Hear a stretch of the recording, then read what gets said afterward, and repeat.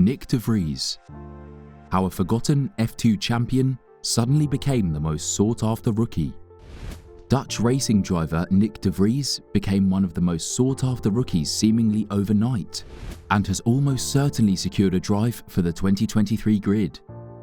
From being a forgotten name, capable of only winning in lower series, to a surprise call-up at the Italian Grand Prix, de Vries' journey to the Formula One spotlight is one of a kind. In this video, we'll look at the Dutchman's racing career prior to his Monza triumph, why he's been able to succeed against all odds, and what his Formula One future holds.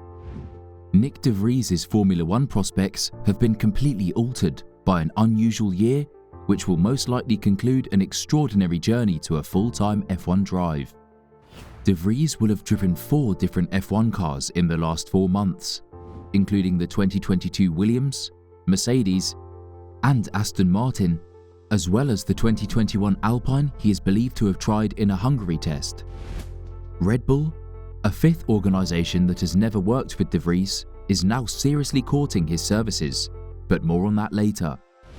De Vries made his F1 debut this year at the age of 27, the oldest since Brendan Hartley in 2017, and is now the championship's newest point scorer. He will almost certainly race for Williams, Alpine, or AlphaTauri next year. It's a remarkable shift for a driver who became a Formula E World Champion and was set to take on a dual Formula E and World Endurance Championship program with Maserati and Toyota for 2023, but can now realistically target the shot at F1 that seemed unattainable until recently. De Vries' reputation had a wild ride, from karting prodigy to overlooked Formula 2 champion over 8 seasons in junior categories, the majority of them as a McLaren protege. The fact that he was never given a single proper F1 test during his time proves he was never treated as a serious F1 candidate. De Vries instead pursued a career in sports cars and Formula E, while maintaining a visible link to F1 as a reserve and development driver. By the end of 2020, he had received his first real F1 outing, a single day in Abu Dhabi with Mercedes, his Formula E employer. In 2021, de Vries was given the same opportunity. These were the result of regulatory requirements. Teams needed to run a car for inexperienced drivers, and nothing more, just as his 2022 Friday practice outings with Williams, Mercedes, and Aston Martin were. But now that 3 different F1 teams have worked with de Vries in recent months, we can see a clear pattern in their feedback that corresponds to what de Vries accomplished in the 2022 Italian Grand Prix, and helps explain why 2 teams that haven't even had de Vries in one of their cars are so interested. The majority of people were taken aback by de Vries' performance on his surprise F1 debut, partly because of the circumstances, having only been called up prior to Saturday's final practice session, but also because of his reputation.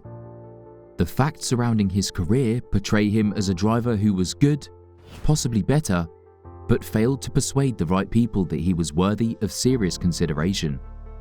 De Vries, in reality, has been a quietly impressive driver behind the scenes. When given Friday practice outings, it's often far easier to identify drivers who appear out of their depth than it is to judge them beyond the basics. However, de Vries' professionalism and approach have drawn attention wherever he has worked this season. Aston Martin's performance director, Tom McCullough, commented on the Dutchman's work ethic shortly before his mesmerising Monza drive. He was an absolute pleasure to deal with. Technically, he's got a good understanding of the main aspects. He's obviously driven a few Formula One cars, even prior to this year, so he was able to quickly have pretty similar feedback to Lance Stroll in FP1 and Sebastian Vettel when he picked up the car in FP2. It was a very easy transition from us, both in the simulator but also on track. He was very professional and was very sensible, worked his way up with a reasonably difficult car balance that we had for both drivers in FP1. Overall, a really good job. Aston Martin had little reason to worry that de Vries would do just that after discussing his availability with his primary employer.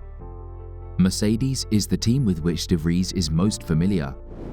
He's driven over 1,000 kilometers in Mercedes F1 cars, which isn't particularly impressive, but is significantly more than de Vries has done with any other team. More importantly, according to Mercedes trackside engineering director Andrew Chauvelin, he has taken on more responsibilities in private. We've always been impressed with him. But the nice thing is, he understands the priorities. Don't make mistakes and certainly don't crash. Focus on the test program and the learning that we need. And then third, worry about being quick. He's able to do 1 and 2 very easily, and then a good bit of number 3. And he's also always thinking about how can I improve more? What do I need to learn? He's a very, very accomplished driver, considering his relatively little experience in F1. Every time he's gotten in the car for us, he is impressed. In his career, de Vries has raced or tested nearly a dozen cars in various series. His experience outside of F1 ranges from 2-litre Formula Renaults to LMP1 prototypes, and companies such as McLaren, Mercedes, and Toyota have clearly taught him how to work professionally. However, for that to truly pay off in a driver, they must have the right mindset.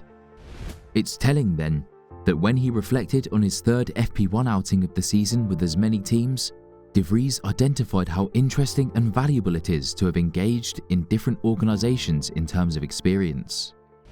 Of course, all teams have a very high level of professionalism and operate at the highest level in our sport, he said at Monza. However, there are significant differences across teams, not only in terms of the car and how they behave and feel, but also within the organisation structure and how they approach things, where they put their emphasis on development and improvement. This is a unique and genuine observation among the usual shallowness of driver feedback. That level of sharpness and eagerness to learn will have been present throughout his career. It cannot be assumed at this point. But as de Vries has matured, his sharpness appears to have come to the fore. According to team principal Jost Capito, another thing that Williams has noticed is how direct de Vries can be. Williams met de Vries for the first time during his FP1 appearance in Spain, the first of de Vries' 3 Friday appearances this year, but clearly observed him much more closely in Italy. However, the confidence mentioned by Capito was obvious from the outside, let alone internally. When it came to wing levels and prioritising track position over getting a tow so he could dictate his tyre preparation, de Vries was eager to call the shots in qualifying. However, he was happy to defer to the team on tyre compound choice in the Grand Prix, telling the team clearly that he wanted them to decide, and he relentlessly asked for feedback and advice on switch changes and positions. De Vries will be assertive if he is confident and understands what's going on. While this is typically a trait that develops with experience, Williams head of vehicle performance, Dave Robson, recalls it from his time working with de Vries at McLaren over a decade ago. Even when he drove the car in FP1 in Barcelona, he's not afraid of saying what he wants. And it's the same throughout my experience working with him. I've known him on and off for a long time, and I was at McLaren when he was there when he was 15. Even then, he's not afraid of saying what he wants, and the vast majority of the time he's right. This is exactly how a good competitive racing driver should be. He does have a very good sense of what he wants from the car, and what he needs, and how to get it. He knows what he wants, but he's quite pragmatic about what's possible as well. He pushes at the right level, and he's good and professional in that regard. Clearly, he has plenty of experience working with teams of engineers and knowing how to get them to deliver what he wants. De Vries is a serious contender for a 2023 race seat, with 3 teams interested in him: Williams, Alpine, and AlphaTauri. It was a toss-up between Williams and Alpine until recently, but more and more sources have pointed to a drive for the Red Bull sister team.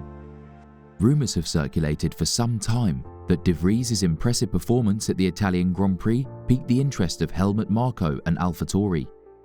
The Red Bull advisor initially attempted to bring IndyCar driver Colton Herta to the team, but that story fell through due to insufficient points on his super license. And while it's still unofficial, The speculation was fueled further when it was revealed that de Vries had flown to Austria to speak with Marco. So, with everything pointing to an AlphaTauri drive, or at the very least a stint with Williams as a replacement for Nicholas Latifi, Nyck de Vries is closer to realising his dream of becoming a full-time Formula One driver than he's ever been. Let's hope he can impress us all like he did in Italy. What are your thoughts? Do you believe Nyck de Vries is a viable candidate for the 2023 grid? If so, who will he drive for? Do you believe he has what it takes to one day compete for victories and championships? Leave your thoughts in the comment section below, and if you liked that video, make sure to like and subscribe.